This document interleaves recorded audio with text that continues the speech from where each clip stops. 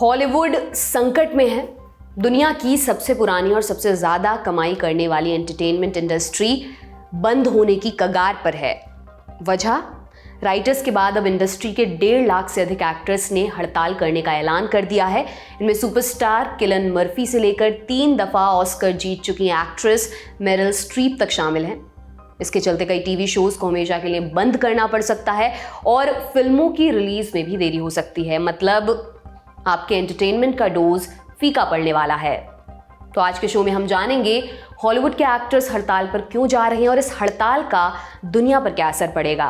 नमस्कार, मेरा नाम दिव्यांशी सुमराव है।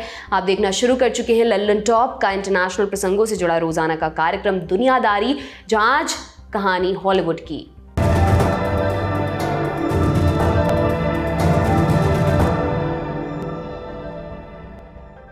एक बात बताइए, आप हॉलीवुड की किस फिल्म या टीवी सीरीज का बेसब्री से इंतजार कर रहे हैं? आप killers of the flower moon, dune part 2, colour purple के अलावा और भी नाम ले सकते हैं। एक नाम ओपनहाइमर का भी यहाँ पर हो सकता है।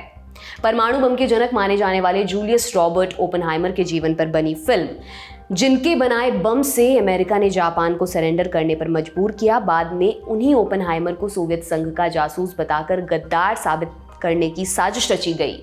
इस फिल्म की रिलीज की तारीख 21 जुलाई तय हुई है।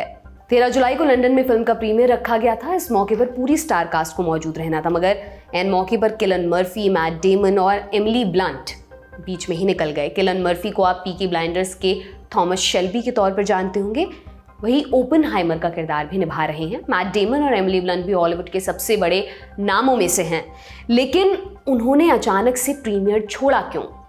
क्योंकि 13 जुलाई को हॉलीवुड एक्टर्स के union screen actors guild, American federation of television and radio artist ने काम बंद करने की घोषणा की।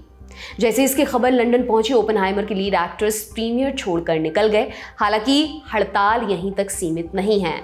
सैग में 1,60,000 से अधिक परफॉर्मर्स हैं। इनमें लीड एक्टर से लेकर बैकग्राउंड डांसर्स और बॉडी डबल्स तक शामिल हैं। हड़ताल का ऐलान करते हुए सैग के प्रेसिडेंट फ्रेंड ड्रेशर बोली, And we made the hard decision that we tell you as we stand before you today.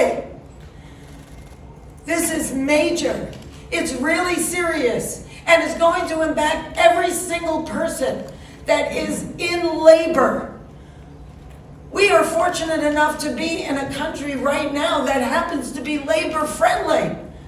And yet, we were facing opposition that was so labor unfriendly, so tone deaf to what we are saying. So the jig is up, AMPTP. We stand tall. You have to wake up and smell the coffee.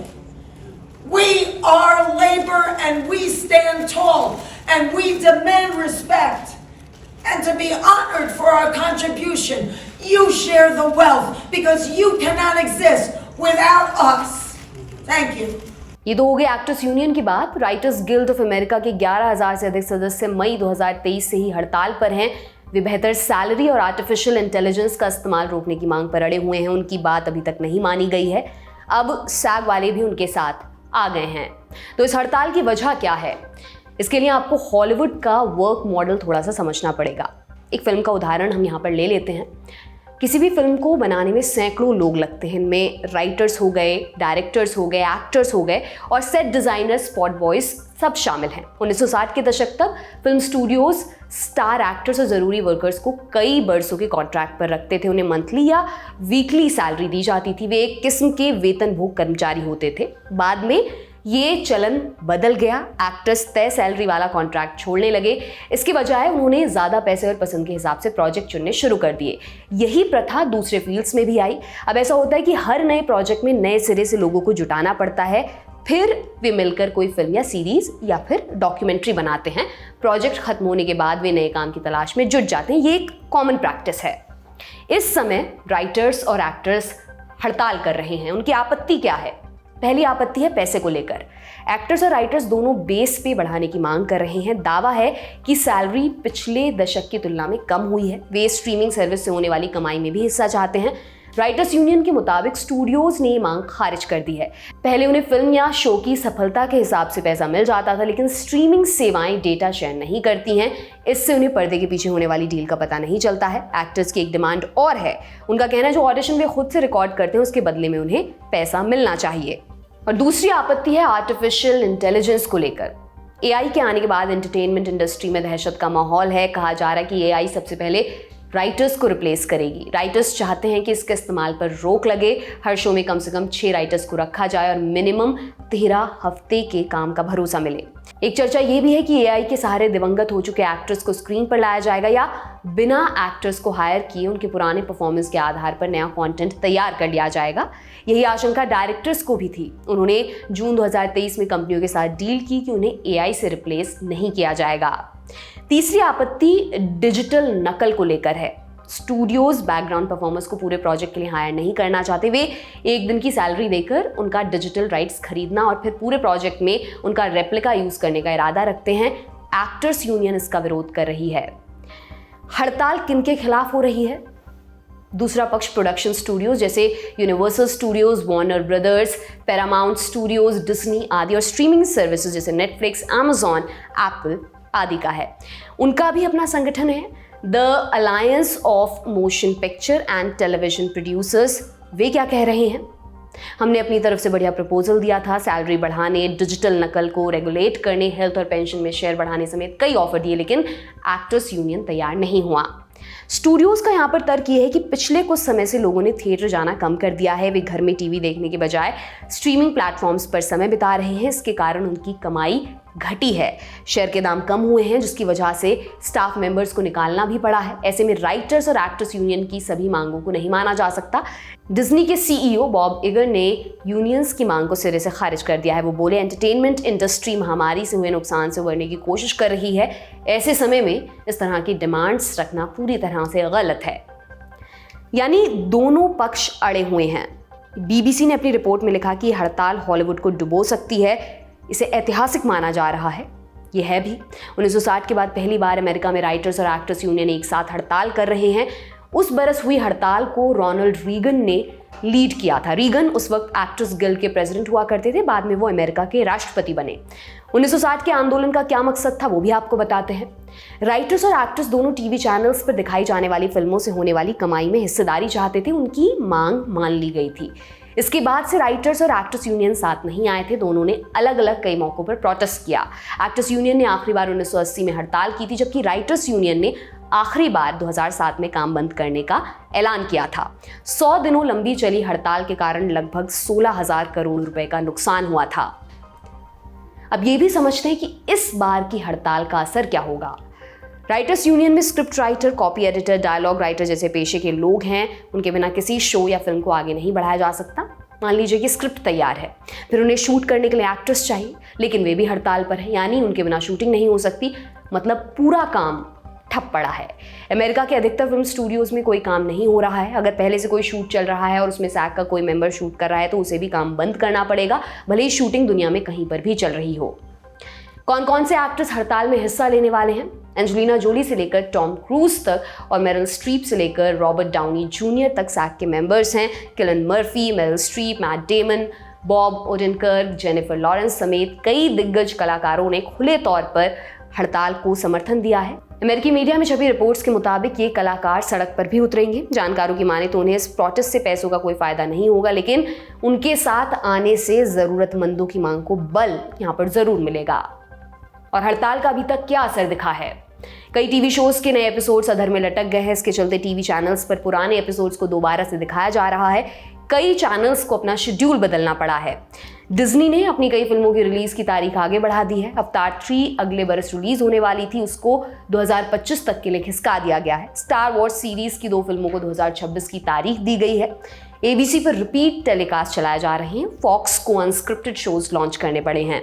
Emmy awards का schedule 18 सितंबर का था। हड़ताल के बाद इसे postpone करने पर विचार चल रहा है। इन सबके अलावा हड़ताल के कारण एक्टर्स फिल्म फेस्टिवल में भी हिस्सा नहीं ले सकेंगे। इसके कारण फेस्टिवल्स की सफलता खतरे में पड़ गई है। 14 जुलाई को एक्टर्स यूनियन की हड़ताल का पहला दिन है। उससे पहले एंटरटेनमेंट इंडस्ट्री अस्त व्यस्त हो चुकी है। अभी ये भी नहीं पता कि हड़ताल कब तक चलेगी। प्रोटेस्ट जितना लंबा खिंचेगा, हॉलीवुड की हालत उतनी ज़्यादा खराब होगी। और ये नुकसान सिर्फ पैसों से नहीं आंका जा सकता। इसमें लेबर राइट्स, लेबर यूनियंस की प्रासंगिकता और आर्टिफिशियल इंटेलिजेंस समेत कई ज़रूरी मुद्दे भी दांव पर लगे हुए हैं। जानकारों का कहना है कि इस हड़ताल का नतीजा एंटरटेनमेंट इंडस्ट्री को हमेशा के लिए बदल कर रख देगा। ये था हमारा बड़ी खबर सेगमेंट। अब सुर्खियों की तरफ चलते हैं। पहली सुर्खी थाईलैंड से है। थाईलैंड में असल लोकतंत्र लाने का सपना एक बार फिर से टूटता दिख रहा है। इस बार के चुनाव में नौजवान नेता पिटा लिमचारनराट की मूव फॉरवर्ड पार्टी ने सबसे ज्यादा सीटें जीती। पिटा हार्वर्ड से पढ़े हैं और वो थाईलैंड में राजा और सेना की शक्तियां कम करने की बात करते हैं। इसी वादे पर उन्हें जनता का भरपूर समर्थन मिला, लेकिन जब संसद में बहुमत साबित करने की बारी आई वो चूक गए। पिटा के गठबंधन को महज 323 सीटें मिली। बहुमत के लिए 376 सीटों की जरूरत होती है। थाईलैंड की संसद में 2 सदन हैं, हाउस ऑफ रिप्रेजेंटेटिव्स यानी निचला सदन और सेनेट यानी ऊपरी सदन।